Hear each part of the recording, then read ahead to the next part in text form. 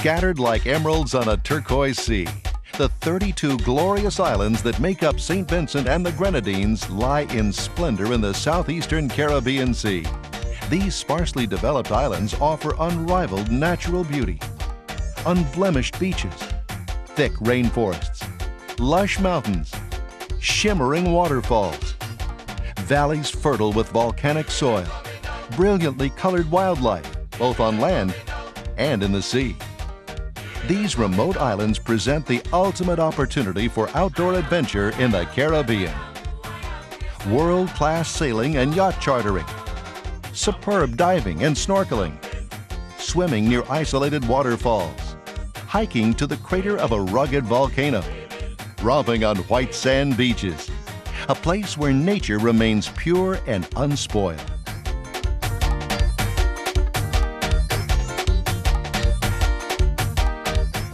Welcome to St. Vincent and the Grenadines, one step closer to Eden.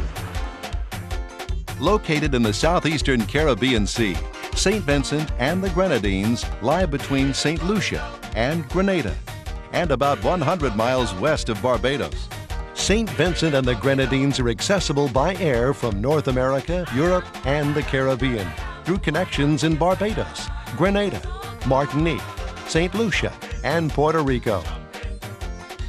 Airports are located on St. Vincent, Bequia, Mustique, Anawan, and Union Island.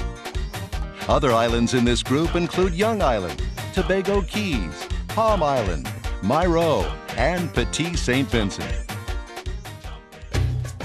The first people to live on these islands were a nomadic people called the Siboney, and then the Arawaks and Caribs.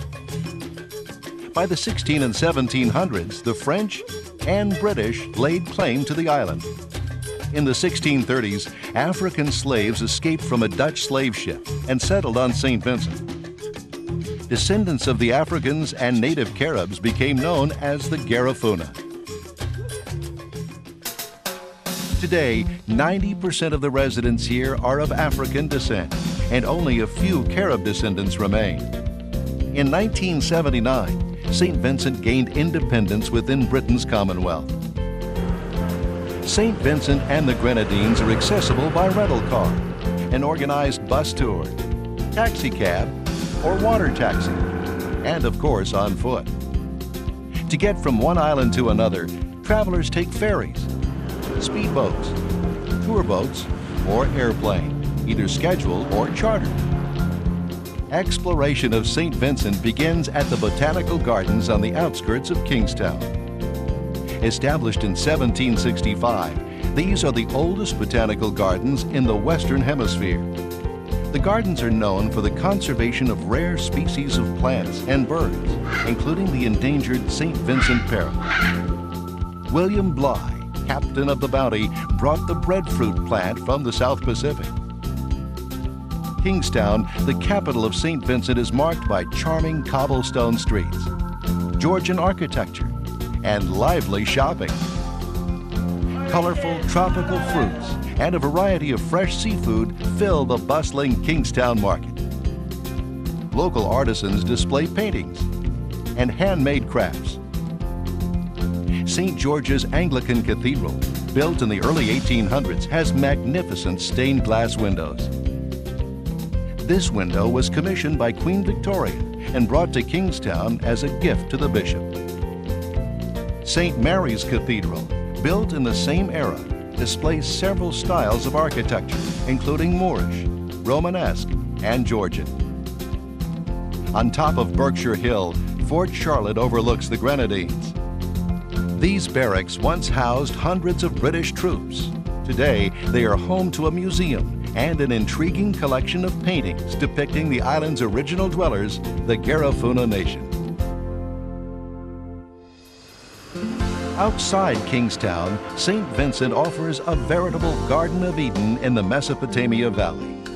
Surrounded by mountains, this fertile valley teems with tropical crops: coconut, nutmeg, banana, and cocoa. Refreshing streams flow from the mountains into the valley and on through the Yambu Gorge on the way to the sea. Nature trails abound in St. Vincent. lush, exotic flowers and trees display their vibrant colors across the landscape. What you have in St. Vincent is an unspoiled environment. A lot of medical and plant species that are quite unique are here located in St. Vincent.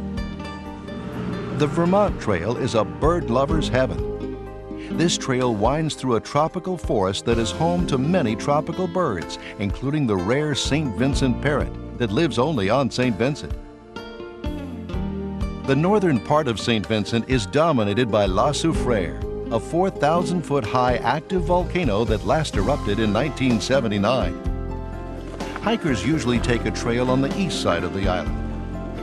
This trail cuts through the lush forest to the top of the volcano crater, then down the steep west side to the ocean. Really an awesome experience with the wind blowing. The clouds were just passing right over our heads. Felt really close to heaven. It was a very nice spiritual experience. Some of St. Vincent's most beautiful treasures are well off the beaten path. At the Falls of Belen, accessible only by boat, waters tumble 60 feet into a natural rock-lined pool carved by the falls. Few can resist a swim. Rivaling the Falls of Belen are the Trinity Falls. These falls rush through a dramatic canyon along the leeward coast and are accessible by a trail cutting through a dense rainforest. St. Vincent and the Grenadines have some of the world's most unspoiled seaside beaches. Moviegoers may recognize this beach. It's called Wally Laboo and was the main filming location for the hit movie Pirates of the Caribbean. Pirates 2 and 3 will be filmed here soon. More beauty awaits offshore, where visitors can sail on the blue, blue waters and dive among some of the most diverse and beautiful marine life. The waters here offer excellent dive locations for experts and beginners. Closer to shore, snorkelers must use flashlights to investigate what's known as the Bat Cave. Scattered near the coast of St. Vincent are the sister islands, the Grenadines, named by Travel and Leisure magazine as the world's best Caribbean island destination. These islands are home to some of the best beaches in the Caribbean. Visitors to St. Vincent and the Grenadines find some of the best sailing waters for yacht charters, either bareboat or crewed. The islands were named Best Sailing and Yachting Island of the Year by the Caribbean World Travel Awards in 2004. For beach and sailing enthusiasts, this is heaven on earth. Here is a glimpse of just 8 of the sublime islands known as the Grenadines that make up the multi-island nation of St. Vincent and the Grenadines. Bequia, the largest island in the Grenadines, has been historically known as a seafaring community. Bequia's Admiralty Bay is a favorite place to drop anchor for yachtsmen from around the world. Overlooking Admiralty Bay is charming Port Elizabeth, where intimate cafes, colorful bars, quaint shops, and gingerbread houses line the waterfront. Model boat builders skillfully preserve Bequia's age-old ties to the sea. On the northeastern side of this island, the Old Hag Turtle Sanctuary is a safe place for endangered hawk-billed turtles. Moon Hole on Bequia's western peninsula is home to unusual stone lodgings built into the hillside. 7 miles southeast of Bequia is Mustique,